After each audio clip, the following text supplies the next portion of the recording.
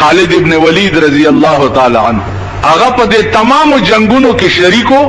او په دې بدن باندې یو انچای زیاده سه نو چا د غشو د تور نه وته نو یو انچای زه او چې مړ کېدو په کټ مړ نو الله ته التجا وکړه چې یا الله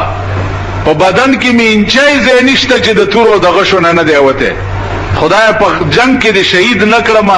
چې اوس می وجنې نو دا د بے غیرتۍ په مرګ می وجنې کټو پوزي باندې خوار سره مړ کی خدای دا د بے غیرتۍ مرګ دې ماته نصیب کو کاش چې زه دې په جنگ کې قربان کړې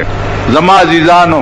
د شهادت هغه مقام حضرت حنظله رضی الله تعالی عنہ د جنگ احد رومبنه شپه ده او د حضرت حنظله وعده شوه دی او د وعده رومبنه شپه ده د وعده رومبنه شپه ده او ده خوب ګوري پشپا کې چې هغه زچ په چامه ما هغه محبوب زمانن د احد په میدان کې په وینو رنگ دی نو الله اکبر کو د کټ اعلان دی ټوپ کو چې د کټ ټوپ کو نو هغه ناوي رستو نه د لمن نه راونی وو ول حنظله ولی خوب کې ویری دی وی چې نه طبیعت خراب شو وی چې نه وی ولی ورته بیبي خوب می ولید چې جناب محمد رسول الله د احد په میدان کې د دشمن د لاس غاخونه ماتي او په وینو رنگ دی احد تزم انا ورته وی او حنظله د خدای بنده د وعده رومبه شپه دی دا سمله پارام آرام کا په شپه جنگونو کې څه کوي حضرت حنظله ورته وی او ناوی دی کې شک نشته چې زما د وعده نن رومبه شپه ده خدا یاد لرا بی بی چې په یو زړه کې دوه مینې نزایږي په یو زړه کې دوه مینې نزایږي یا بتا سره مینا کوم یا محمد رسول الله سره زما دې په خدای قسمی تاغون دې په زرګونو ناویان دې زما د محبوب د خپو په خاورو کې قربان شي توره واغستا ولاړو احد ته جوړ رسیدو جنگ شروع ده صحابه لګیا دي یو بل لګیا جناب محمد رسول الله پروت غاخونه مبارک مات بی بی عائشہ او بی بی فاطمه او براوړو لګیا دي د پیغمبر نه ویني پاکي د چې پیغمبر په وینو کې ګنده ولید نو سینه واچول د کافر په جنگ باندې داسی جنگ شورو کو جس د پاسا اتیا غشی دے پسینہ کے او لگے داس نہ رو غرزید انا للہ و انا الیہ راجعون چی جنگ ختم شو جناب محمد رسول اللہ پختن اوگڑا چالکا منخو جنگ لراغلیو نند حنظله وعدو چت چل بشوی صحابہ ورتوی رازا یا رسول اللہ چه دا حنظله وعده درتو خیم چرای وستو حنظله پخپلو وینو کے خڑو پروت سردار کونین ورتو درید استرگو مبارکو نے ڈیرے اوخے عبیدی اوی فرمائل چو حنظله وعده دیتا وی لکتا چه کڑے اوچت کئی جنازہ رو اوچتا کا صحاباو تا وی چه دل بغسل او کفن نور کوئے پا دخپل وینو کی بے خخوئے جبرائیل علیہ السلام راغے ورتوی چی یا رسول اللہ د وادړم بنایش پوا د چې جنگ لراتلو نو غسل نو کړي نو ماته حکم شوه دی چې نن بد جنت ملائکی حنظله ته غسل ور کوي الله نن بد جنت ملائکی جبرائیل بو براوړي او د جنت ملائکی به حنظله له غسل ور کوي اوس کا تاسو الله توفیق درکړ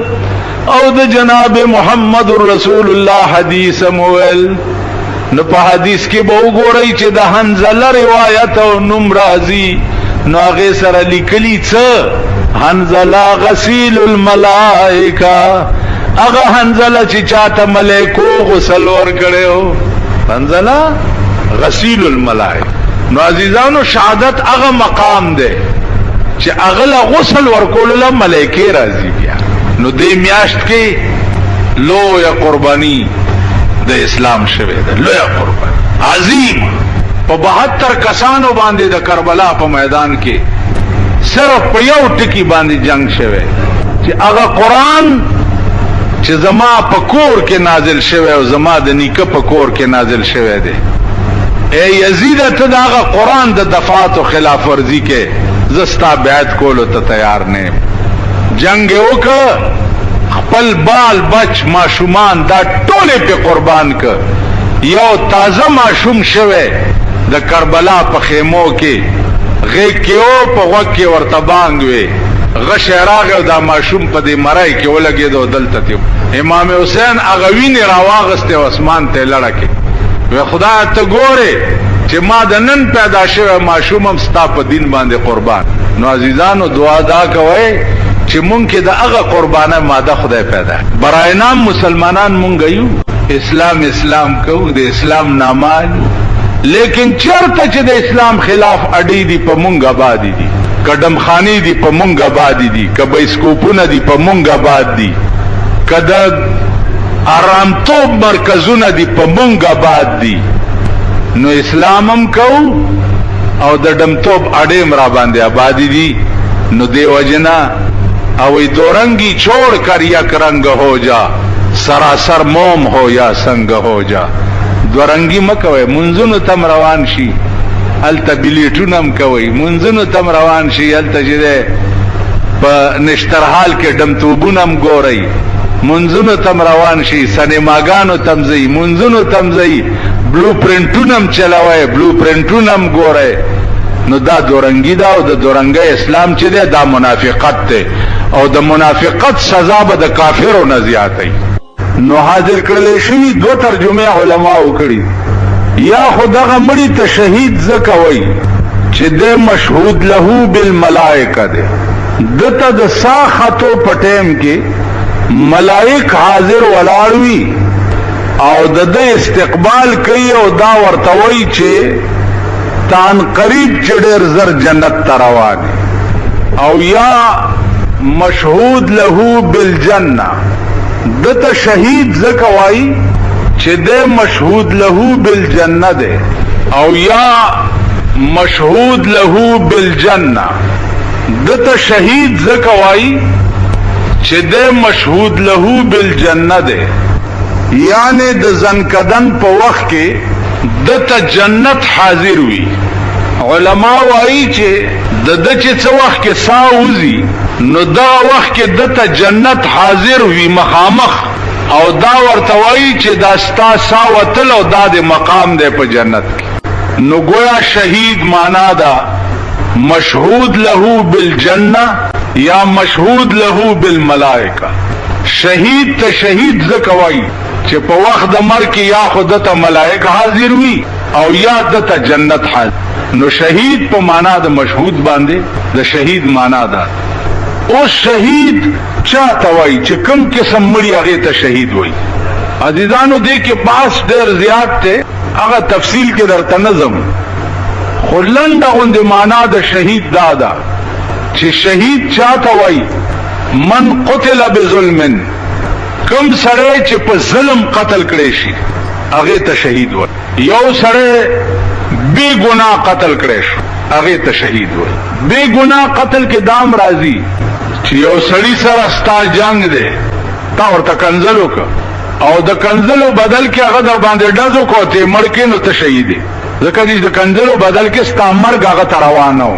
یا دې پکور ډاکر والا او تا نه مال وړو او تو ور سره مقابله شوی او ته مړ کړې نو ته شهید دی. علی هذا القياس کم سړی چې په ظلم مړ کړي شي بغیر د قصاص نه چې د چا تا پورې مرګ نه او په ظلم مړ کړي شي دې سړی ته شهید ویل شي. اوس علما وايي چې شهید چې څوک په ظلم مړ کړي شي هغه سړی به لمبای نه، هغه به کفن نه ورچي، هغه ویني چې کمی په دل لګېدلې وي هغه ته پاکي نه، په مغه وینو کې ګندا، په مغه جامو کې خپل صادر به تاو کی او خخ به کی. غسل او کفن چې دا به شهید ته نه ور کوي. ولی ځکه چې جناب رسول الله صلی الله علیه وسلم فرمایلی دي چې شهید چې څو وخت کې په قیامت کې را پاسي نو د ویني او د شهادت دا زخمونه چې دي دا به د مشک او د عنبر په شان خوشبوئی کوي. د دې به دومره عظیمه خوشبوئی وي چې ټول د قیامت هغه د حشر میدان به په معطر کی. اوس دا شهید چې څه وخت کې په قیامت کې خپل رتبه وګوري او د خپل مرتبه او خپل عزت وګوري، نو دې به دا وایي چې یا الله کاش